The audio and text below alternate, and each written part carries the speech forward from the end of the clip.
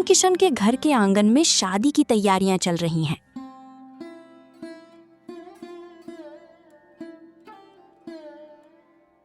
सुमन, हो सुमन, कहाँ मर गई तू? जरा मेरी ये लाल वाली बनारसी साड़ी पे प्रेस तो कर दे। आए दीदी, बस पिताजी को चाय देकर आ रही हूँ। तू ना हमेशा इन छोटे मोटे कामों में ही उलझी रहना। अब देख, मेरी शादी रामपुर के सबसे बड़े जमींदार के घर हो रही है। 25 बीघा जमीन है उनके पास।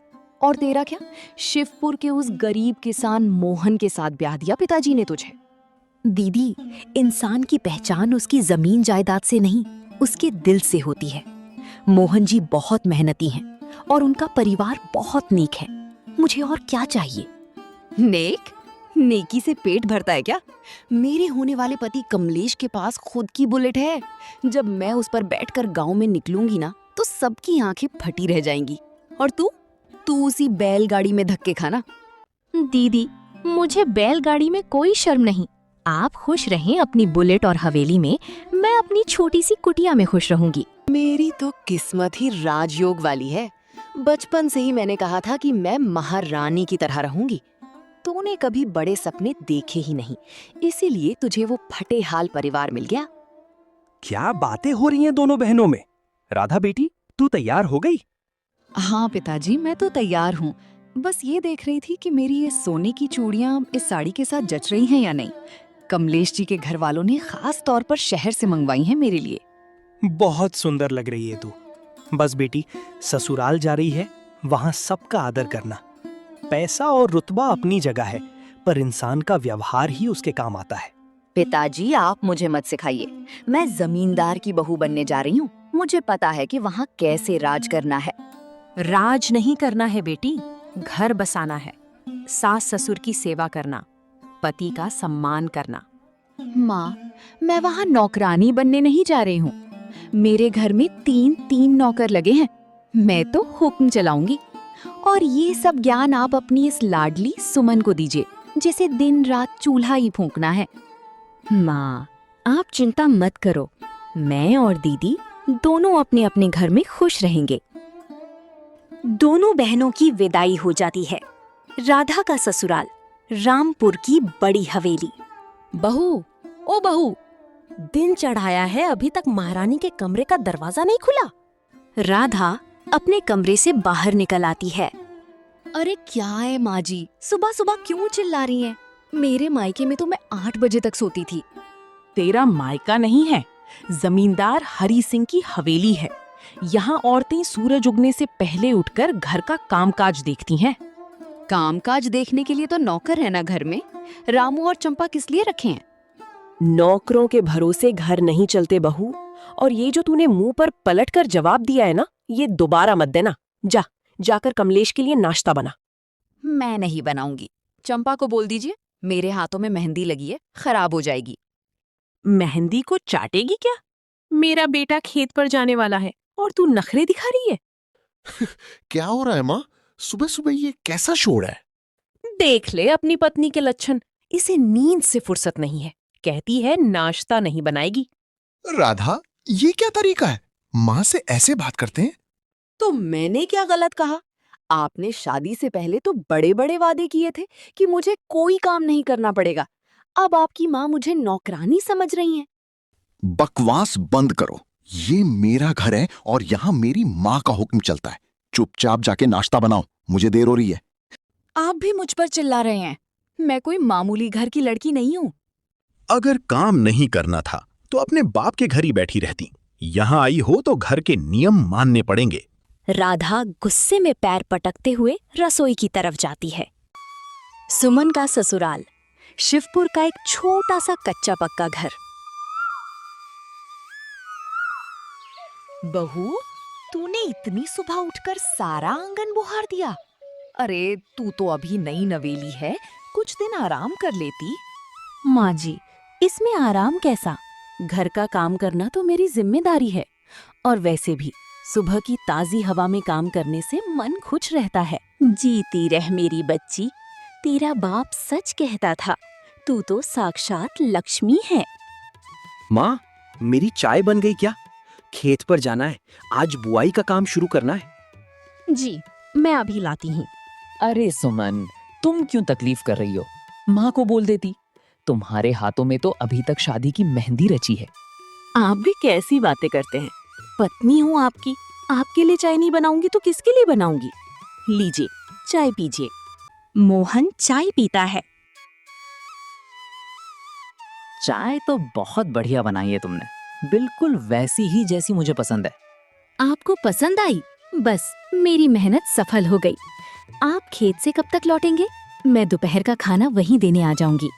नहीं नहीं, तुम खेत तक मत आना, धूप बहुत तेज होती है। मैं खुद ही दोपहर में आकर खा लूंगा। देख रही है बहू, मेरा मोहन कितना सीधा है, कभी किसी को तकलीफ नहीं देता।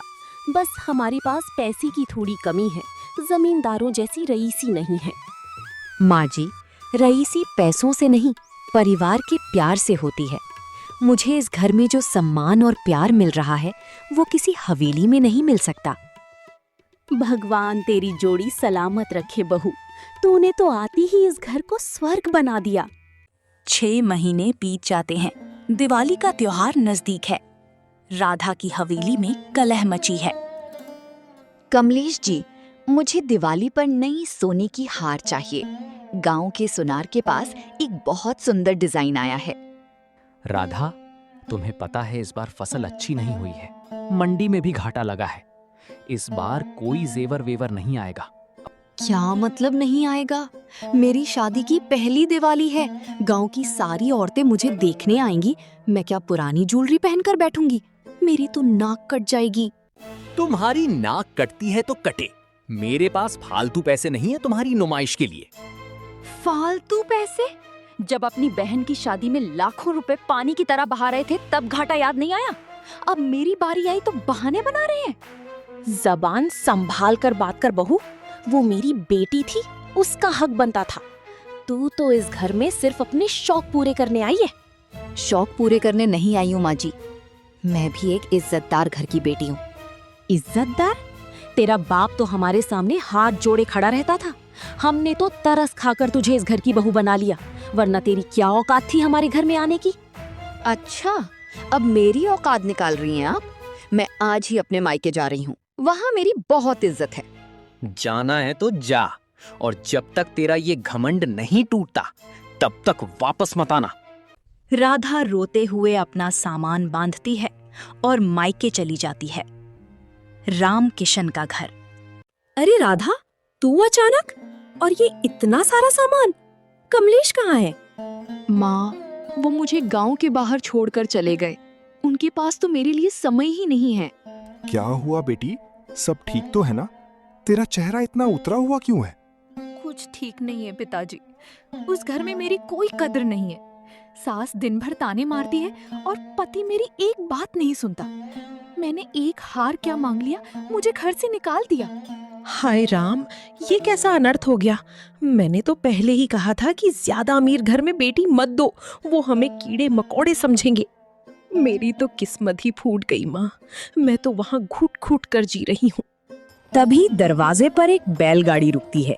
सुमन और मोहन आते हैं। माँ, पिताजी, कैसे हैं आप दोनों? अरे मेरी बच्ची, तू आ गई।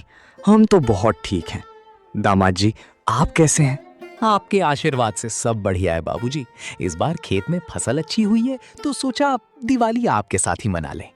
बहुत अच्छा किया बेटा, आओ अंदर आओ। अरे दीदी, आप भी आई हुई हैं? जीजा जी कहाँ हैं?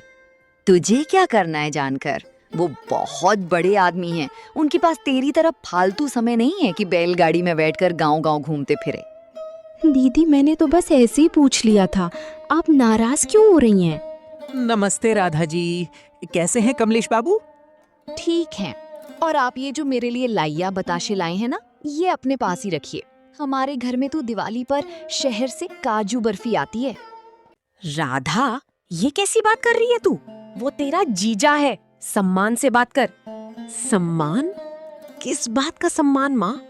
2 कौड़ी की हैसियत नहीं है इनकी और चले मुझे दिवाली की मिठाई खिलाने। दीदी, आप मेरे पति का अपमान मत कीजिए। मैं आपका बहुत सम्मान करती हूँ, लेकिन इसका मतलब ये नहीं कि आप कुछ भी बोलेंगी। तू मुझे सिखाएगी?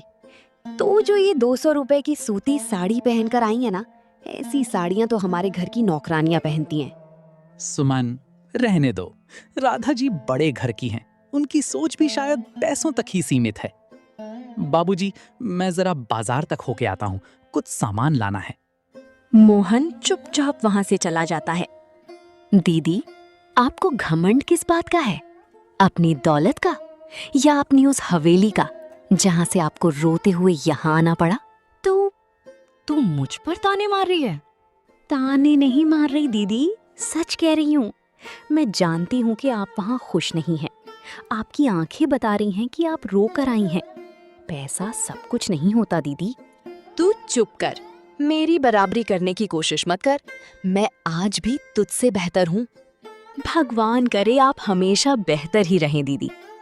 2 दिन बाद गांव में भयंकर बुखार की बीमारी फैल जाती है। राधा को अचानक तेज बुखार आ जाता है। जी सुनते हो, राधा का बदन तो तवे की तरह तप रहा है। इसे तो बहुत तेज बुखार है। अभी वैद्य जी को बुलाकर लाता हूँ। वैद्य जी आते हैं और नाड़ी चेक करते हैं। रामकिशन जी, इसे तो मियादी बुखार, टाइफॉइड हो गया है। हालत बहुत खराब है। इसे तुरंत शहर के बड़े अस्पताल ले जाना होगा, वरना जान का खतरा है। हे भगवान, अब क्या होगा? हमारे पास तो इतने पैसे भी नहीं है शहर के अस्पताल के लिए। मैं कमलेश बाबू को फोन करता हूँ, वो बड़े आदमी हैं, वो तुरंत गाड़ी लेकर आ जाएंगे। रामकिशन कमलेश को फोन करता है। हेलो दामाद जी, मैं रामकिशन बोल रहा हूँ। राधा की तबीयत बहुत खराब है, वैद्य जी ने शहर के अस्पताल ले जाने को कहा है। देखिए ससुर जी, मेरे घर में मेरी चचेरी बहन की शादी है। घर में 100 मेहमान बैठे, मैं अभी कुछ नहीं कर सकता। लेकिन दामाद जी, उसकी जान जा सकती है। तो मैं क्या करूं? वो अपनी मर्जी से गई थी ना आपके घर। अब आप ही इलाज करवाइए। मेरे पास अभी ना तो समय है और ना ही पैसा। फोन रखता हूं। फोन कट जाता है। रामकिशन सिर पकड़कर बैठ जाता है। क्या कहा दामाद जी ने? वो आ रहे हैं ना? बोलिए ना। नहीं सुमित्रा, उसने साफ मना कर दिया। कह रहा है कि उसके घर में शादी है, वो नहीं आ सकता। कैसा पत्थर दिल इंसान है। मेरी बच्ची यहाँ मौत से लड़ रही है और उसे शादी की सोच रही है। अब हम क्या करेंगे? तभी सुमन की कॉल आ जाती है। क्या हुआ बाबूजी? दीदी की तबीयत कैसी है? क्या हुआ? आप रो क्यों रहे हैं? बेटी, तेरी दीदी को शहर ले जाना है, पर मेरे पास तो पैसे ही नहीं हैं, और कमलेश ने भी आने से मना कर दिया है। आप चिंता मत कीजिए बाबूजी, मैं अभी मोहन जी को बुलाती हूँ। सुमन भागकर मोहन के पास जाती है। सुनिए, दीदी की हालत बहुत खराब है। उन्हें तुरंत शहर के अस्पताल ले जाना है। जीजा जी ने भी मना कर दिया है। तुम घबराओ मत सुमन। मैंने इस बार फसल बेचकर जो पैसे बैंक में जमा किए थे, वो हम राधा जी के इलाज में लगा देंगे।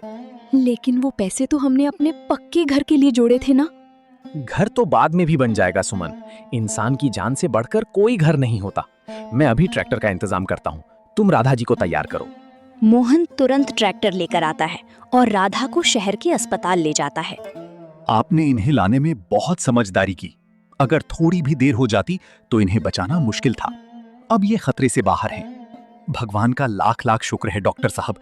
ये लीजिए इलाज के पैसे। ठीक है, आप लोग अब मरीज से मिल सकते हैं। दीदी, अब कैसी तबीयत है आपकी? दर्द तो नहीं हो रहा? सुमन, तू और मोहन जी, पिताजी कहाँ हैं? पिताजी बाहर दवाइयाँ लेने गए हैं। आप घबराइए मत दीदी, डॉक्टर ने कहा है आप बिल्कुल ठीक हो जाएंगी।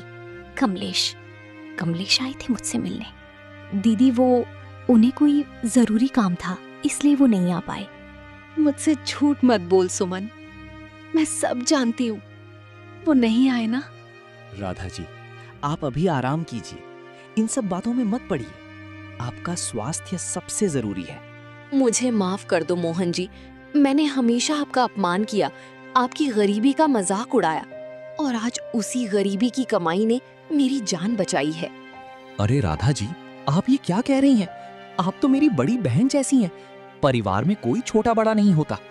नहीं मोहन जी, मैं बहुत अंधी हो गई थी। मुझे अपनी दौलत और उस हवेली का बहुत घमंड था। मैं सोचती थी कि पैसा ही सब कुछ है, पर आज मुझे समझ आया कि बुरे वक्त में पैसा नहीं, इंसान और उसका प्यार काम आता है। दीदी प्लीज रोइए मत, आप कमजोर हो जाएंगी। हमने जो किया वो हमारा फर्ज था। तू कितनी अच्छी है सुमन, मैंने हमेशा तुझसे जलन की, तुझे नीचा दिखाया, और तूने अपने सपनों का घर बनाने वाले पैसे मेरी जान बचाने में लगा दिए। घर तो ईंट पत्थर का होता है दीदी, पर बहन तो एक ही खून की होती है।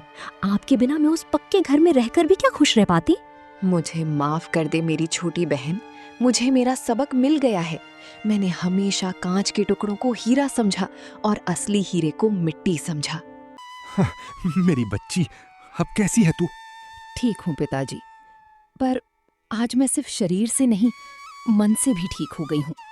मेरे मन का सारा मैल, सारा घमंड आज धुल गया है। भगवान का लाख लाख शुक्र है। एक हफ्ते बाद राधा को अस्पताल से छुट्टी मिल जाती है। राम किशन का घर का। राधा, राधा, कहाँ हो तुम? आइए दामाद जी, आज आपको हमारी याद कैसे आ गई? जब मेरी बेटी अस्पताल में जिंदगी और मौत से लड़ रही थी, तब तो आप शादी में व्यस्त थे। मुझे माफ कर दीजिए ससुर जी, मुझे अपनी गलती का एहसास हो गया है। जब गांव वालों को पता चला कि मेरी पत्नी अस्पताल में थी और मैं नहीं गया, तो सबने मुझ पर थूका। मेरी बहुत बदनामी हुई है। तो आप यहाँ मेरी फिक्र में नहीं, अपनी बदनामी के डर से आए हैं? नहीं राधा, मैं सच में शर्मिंदा हूं, मुझे माफ कर दो। चलो मेरे साथ हवेली। हवेली? उस हवेली में जहाँ मेरी कोई इज्जत नहीं है, जहाँ एक इंसान की जान से ज्यादा आपके झूठे रुतबे की कीमत है। मैं नहीं जाऊंगी आपके साथ। राधा, ऐसा मत कहो। मैं वादा करता हूँ अब से तुम्हें कोई शिकायत नहीं होगी। मेरी माँ भी अपनी गलती मान रही हैं। गलती मान रही हैं या गांव वालों के तानों से डर रही हैं? कमलेश जी, मैंने इस एक हफ्ते में बहुत कुछ सीखा है। मैंने देखा है कि असल अमीरी क्या होती है। मैं तुम्हें हर वो खुशी दूंगा जो तुम चाहती हो। मुझे आपकी वो झूठी खुशियां नहीं चाहिए। अगर आपको सच में मुझे वापस ले जाना है तो आपको बदलना होगा। आपको और आपके परिवार को इंसान की कद्र करना सीखना होगा। मैं वादा करता हूँ राधा, मैं बदलूंगा, मैं सब कुछ ठीक कर दूंगा। बस एक बार मुझे मौका दे दो। ठीक है, मैं आपके साथ चलूंगी, लेकिन एक शर्त पर। आपको मेरे सामने मोहन जी और सुमन से माफी मांगनी होगी। उन्होंने ही मेरी जान बचाई है, जबकि आपने मुझे मरने के लिए छोड़ दिया था। मोहन बाबू, सुमन जी, मुझे माफ कर दीजिए। आप लोगों ने वो किया जो मुझे करना चाहिए था। मैं आप दोनों का जीवन भर आभारी रहूंगा। अरे कमलेश बाबू, आप शर्मिंदा मत होइए। आप हमारे जीजा जी हैं, जो बीत गया उसे भूल जाइए। हाँ जीजा जी, बस अब आप दीदी का ख्याल रखिएगा। सुमन, इधर आ। तू हमेशा मेरी प्यारी छोटी बहन रहेगी। और हाँ, अगली बार जब मैं आऊंगी ना, तो तेरी उस बैलगाड़ी में ही बैठकर पूरा गांव घूमूंगी। जरूर दीदी। आज मेरा परिवार सच में पूरा हो गया। भगवान तुम दोनों बहनों की जोड़ी हमेशा ऐसे ही बनाए रखे। हाँ जी, आज मेरी दोनों बेटियां सच में अपने अपने ससुराल में राज करने लायक बन गई हैं, क्योंकि अब उनके पास पैसों का नहीं, प्यार का राज है। राधा अपने पति के साथ खुशी खुशी विदा होती है। उसका घमंड टूट चुका है और अब वो एक नई और अच्छी शुरुआत करने के लिए तैयार है। सुमन और मोहन भी अपने छोटे से घर में प्रेम और संतोष का जीवन व्यतीत करते हैं।